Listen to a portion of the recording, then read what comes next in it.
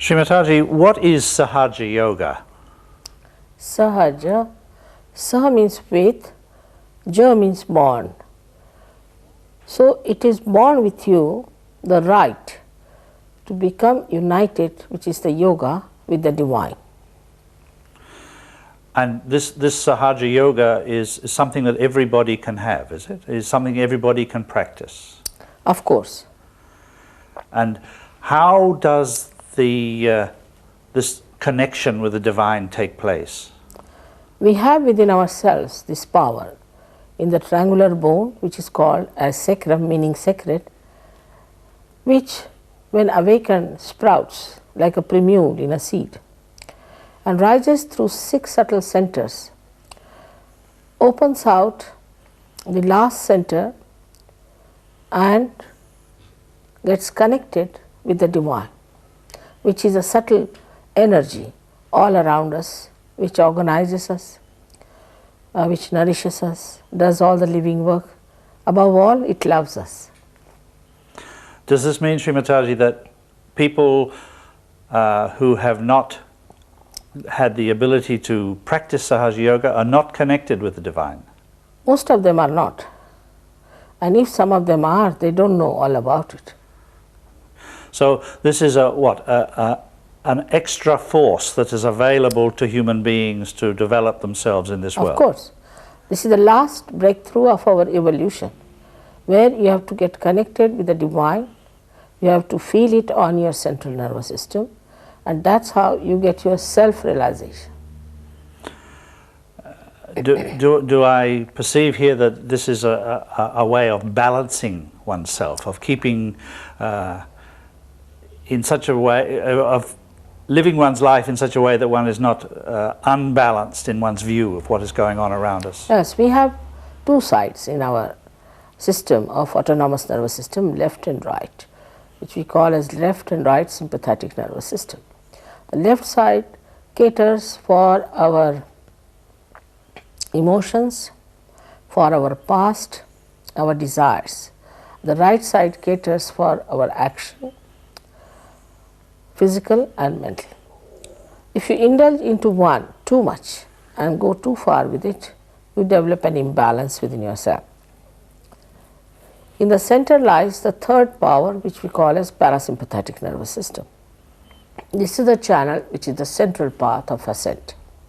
When the Kundalini rises through it, it brings you in the balance because it rises in the center of the system. So this is the minimum that happens, that you develop your balance. So how does one actually achieve this balance? It just happens spontaneously. In other words, there's no physical requirement on an individual? Not at all, not at all. It's a evolutionary step, as I told you. In our evolution, we have developed a balance. We can stand on our 2 legs. Animals cannot. In the same way, you develop this special balance between your emotions and your actions in a very proper way.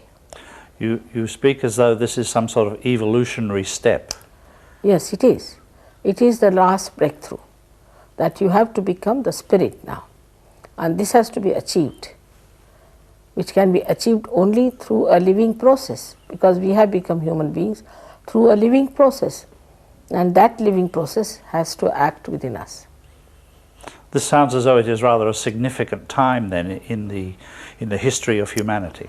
Very much. In the history of humanity, in the history of evolution, in the history of spirituality is the most important time, because here where you will get whatever has been promised to you so far.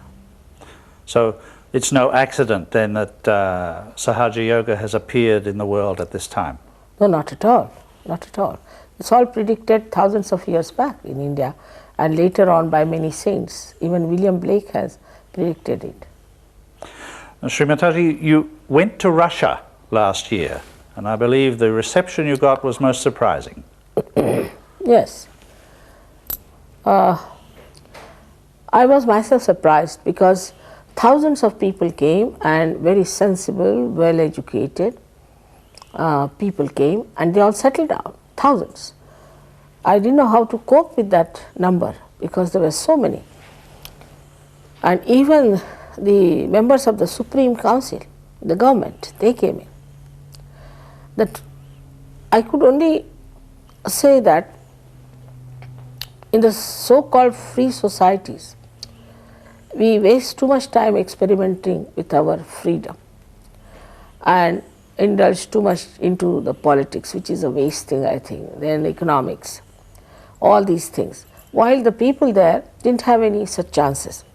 So they put their energies to something that was higher than that. They diverted it, and they were very knowledgeable. They knew a lot about seeking, they knew a lot about Kundalini, and as if they were just waiting for me. It was very remarkable. Mr. Gorbachev has said the Russians require a mental revolution. Do you see the acceptance of Sahaja Yoga as part of this revolution? Of course. He himself is a saint, and what he is meaning by mental, that they should now understand that they have to develop that balance between communism and democracy. Our democracies are imbalanced. They are one-sided. They have not the other side of collectivity. But communism has collectivity. It is power-oriented. Our democracies are money-oriented. What he is meaning is the maturity of our wisdom. So, referring back to what we were talking about earlier, is it okay? As we were talking about earlier about bringing the human body into balance, could we say then that Mr. Gorbachev is bringing the whole Eastern Bloc into balance? Yes. Yes, they had gone too much on one side, and he is trying to bring them in the center. You mentioned that you went to an Eastern Bloc conference last year, and I believe you gave many influential people realization. Is it true that you believe that this was instrumental in helping the overthrow of oppressive communism? It was a yoga seminar, and I expected all of them to be there. And surprisingly, I talked to them hardly for 30 to 35 minutes, and then I gave them realization, and all of them got it. They were representative from all these Eastern Bloc countries. When they got it, they were so surprised at it that they walked out with me out of the hall, and nobody was left in the hall to listen to other people. They gave me their addresses, and they said, we want this only in our country. And they wanted to start centers, and I am told they have already started centers. The all-pervading power requires a medium to trigger something. And when these people were created as realized souls, as they got connected with this all-pervading power, I think they triggered it. They had that confidence in them, that courage in them. Because once you are realized, you become very courageous, and you want to establish truth at any cost. Mathaji, the West, shall we call it the Western nations, have had Sahaja Yoga available to them to investigate, to see for themselves how it worked for 20 years.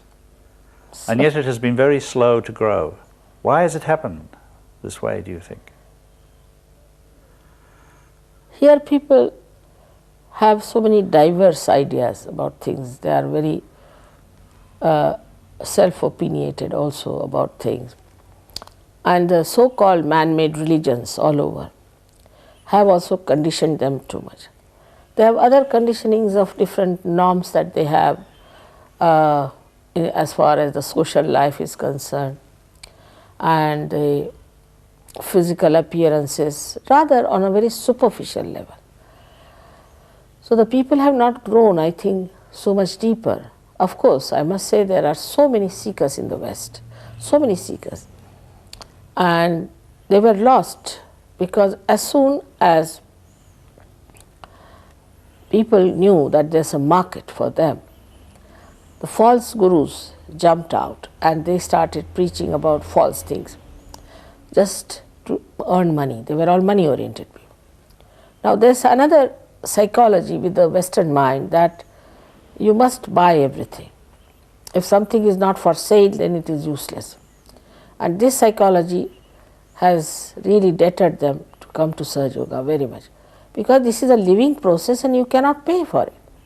And they couldn't bear it. I mean, actually, I must say, one of the very important television gentlemen told me off that Anglo-Saxon brain cannot accept anything which cannot be sold. And I didn't know what to tell him. I just said, who has made this brain? If God has made, then why is it so?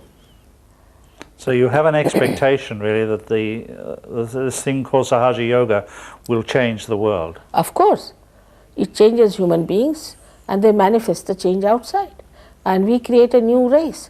That's what they're talking about. If you go, they talk of new age, of a new race, but I don't know what is their imagination about it. They talk about all these things, Aquarius, and Aquarius is the Kundalini. She's placed in the Aquarius. And they talk about Aquarius age, all kinds of things. They're talking, writing, thinking about it. But when it comes to actualization, I think they think I am very too simple for them, not complicated. And Sahaja Yoga is too simple. It should be very complicated. And all their own ideas about seeking, that they must suffer, they must go to Himalayas, they must starve themselves, and then only they can get realization. Srimataji, is the evolution of the planet closely related to the evolution of humanity? Of course, it is very much related. And the planet, our planet is moving in a spiral way. All the planets are moving in a spiral way, and they are creating all possible things for the use of human beings so that they can save time for getting their ascent and for meditative growth. But people don't understand that part. There are theories around now that the suggestions, so we say, that the planet could be a living organism, a complete entity. Of course it is. One of the examples of this one I can give you is that if you sleep under a coconut tree, a coconut never falls on anything that is living, whether it is a human being or a snake. It never falls. That is so, is it? All around the world, coconuts never fall on living creatures. Yes. So they understand. We call it as Sri Phala because we think that it is like a brain which understands. Well, if this world is a living organism, what is the brain? What drives this being, this organism? What has made it evolve the way it has? There is this subtle power which is all pervading of God's love, which manifests all the things like living work, all nourishment, all balancing. It's so balanced. If the Pacific was slightly deeper than this, there would have been problems.